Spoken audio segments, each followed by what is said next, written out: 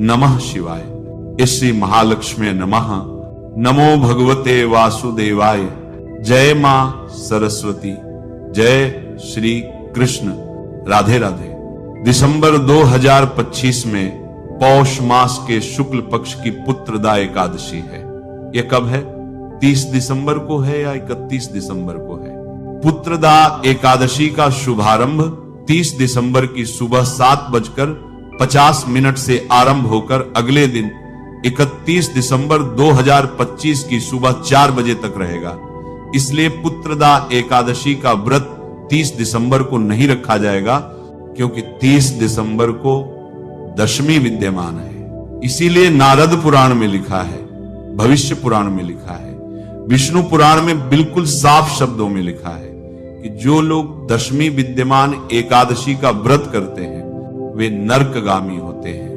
उन्हें एकादशी व्रत का फल कभी भी प्राप्त नहीं हो सकता। यहां तक लिखा है कि यदि ब्रह्मदेव स्वयं आकर भी कह दें कि दशमी विद्यमान एकादशी का व्रत कर लो, तब भी उस बात को नहीं मानना चाहिए।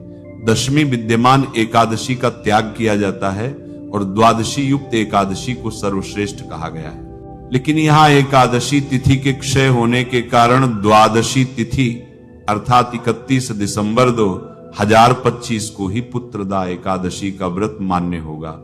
शास्त्रों के अनुसार 31 दिसंबर 2025 को पुत्रदा एकादशी का व्रत है। इस व्रत का पारण 1 जनवरी 2026 को सुबह 6:37 से लेकर 8:37 के मध्य करना शुभ रहेगा। पुत्रदा एकादशी व्रत का पारण इसी समय में अवश्य कर लें।